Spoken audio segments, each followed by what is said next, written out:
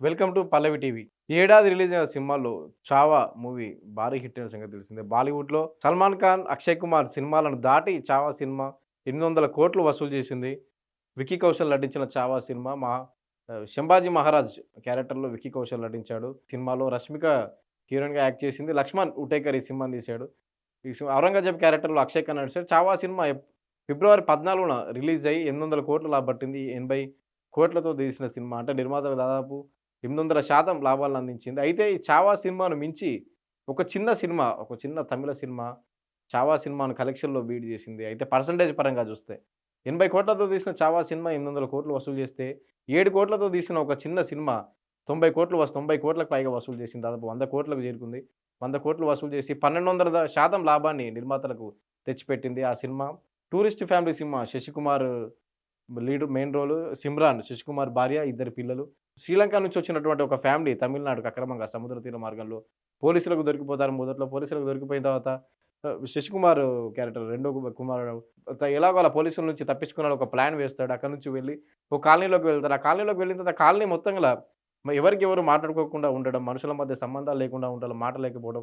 ఈ కుటుంబం అక్కడికి వెళ్ళిన తర్వాత వాళ్ళంతా కలిసిపోవడం, మాట మాట్లాడుకోవడం, తర్వాత మనుషుల మధ్య సంబంధాలు ఎలా ఉంటాయి? అంటే ఒక చ ఒక మ ప్రస్తుతం ఉన్నటువంటి టెక్నాలజీ యుగంలో మనిషి మాట్లాడుకోవడమే లేదు.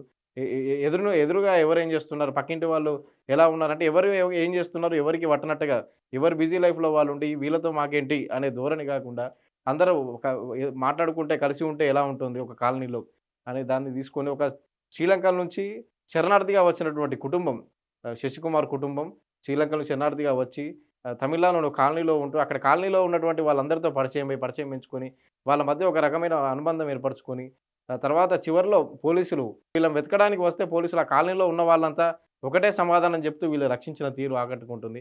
ఈ సినిమాని అభిషేక్ జీవంత్ అనే యూట్యూబర్ తీశాడు సినిమాని. చిన్న సినిమా 7,00,00,000తో తీస్తే 100,00,00,000 రాబట్టింది. ఈ సినిమా అంటే నిర్మాతకు 1,200% లాభం తెచ్చిపెట్టింది. ఈ సినిమాను చాలామంది ప్రముఖులు కూడా ప్రశంసించారు. మహేష్ బాబు, డైరెక్టర్ రాజమౌళి, తెలుగు ఇండస్ట్రీలో ఉన్నటువంటి బిగ్ డైరెక్టర్స్ రాజమౌళితో పాటు అందరూ ఈ సినిమాను అప్రిషియేట్ చేశారు. ఏప్రిల్ 29న రిలీజ్ అయింది తమిళ సినిమా. తర్వాత తెలుగులో హాట్‌స్టార్‌లో స్ట్రీమింగ్‌కొచ్చింది.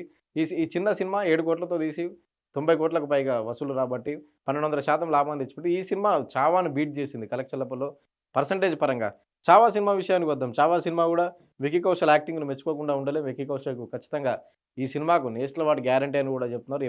ఫిబ్రవరి 14లో రిలీజ్ అయింది సినిమా. ఆహ్, జ మహా మహారాజు ఛత్రపతి శివాజీ కొడుకు 'శంభాజీ మహారాజ్' క్యారెక్టర్‌లో విక్కీ కౌశల్ యాక్ట్ చేశాడు. చివర్లో శంభాజీని చిత్రహింసలు పెట్టే సీన్‌లు ఉంటాయి. చాలా భయంకరంగా ఉంటాయి. ఒళ్ళు గగురు పొడిచే విధంగా ఆ సీన్‌లు ఉంటాయి. వాటన్నిటిలో కూడా విక్కీ కౌశల్ సూపర్‌గా యాక్ట్ చేశాడు. అక్షయ్ ఖన్నా రోల్ గురించి కూడా ప్రత్యేకంగా చెప్పుకోవాలి. ఔరంగజేబ్ క్యారెక్టర్‌లో అక్షయ్ ఖన్నా చాలా క్రూరంగా కనిపించాడు. చాలా క్రూరంగా కనిపించాడు. ఈ శంభాజీ, ఔరంగజేబ్ మధ్య అంటే అక్షయ్ ఖన్నా, విక్కీ కౌశల్ మధ్య చివర్లో క్లైమాక్స్‌లో వచ్చే సీన్‌లన్నీ కూడా చాలా సూపర్‌గా ఉన్నాయి. మొత్తంగా అయితే 'చావా' సినిమాకు ప్రధాన బలం విక్కీ కౌశల్.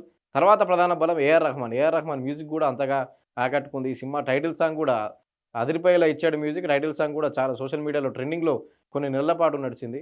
ఏఆర్ రెహమాన్ మ్యూజిక్ గూడా సినిమాకు ప్రధాన బీజీఎం గాని, మ్యూజిక్ గాని సినిమాకు పెద్ద ఎస్సెట్. లక్ష్మణ్ ఉటేకర్ గతంలో చాలా సినిమాలు తీశాడు. లక్ష్మణ్ ఉటేకర్ 'చావా' సినిమాతో ముందుకొచ్చి ఫిబ్రవరి 14న ఈ సినిమా 80,00,00,000తో తీస్తే 800,00,00,000 లాభాలను తెచ్చిపెట్టింది.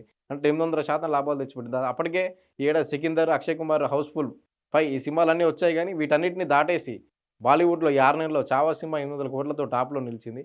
అయితే ఈ 'చావా' సినిమా కలెక్షన్‌లు బీట్ చేసి టూరిస్ట్ ఫ్యామిలీ 1,200% లాభాలను నిర్మాతకు తెచ్చిపెట్టింది.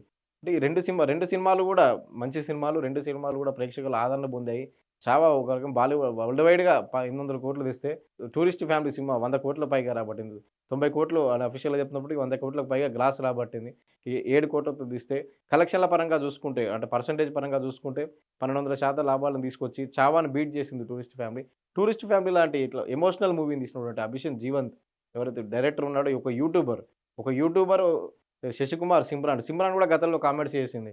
ఆంటీ తరహా క్యారెక్టర్‌లు వస్తున్నాయి ఇట్లా అని చెప్పి. కానీ ఆ క్యారెక్టర్‌కి పూర్తి న్యాయం చేసింది ఇందులో 'సిమ్రాన్'. ఈ సినిమాను ఇప్పుడు ట్రేడ్ అనలిస్ట్‌లు ఎవరైతే ఉన్నారో 'చావా' సినిమాను, 'టూరిస్ట్ ఫ్యామిలీ' రెండిటిని బేస్ చేస్తూ కలెక్షన్‌ల పరంగా ఈ చిన్న సినిమాను గొప్పగా చెప్తున్నారు. 1,200% నిర్మాతకు లాభాలు తెచ్చిపెట్టిందని. ఇలాంటి చిన్న సినిమాలను మరింత ఎంకరేజ్ చేస్తే ఈ ఇండస్ట్రీకి మంచి జరుగుతుందని చెప్పి ట్రేడ్ అనలిస్టులు చెప్తున్నారు. Thank you.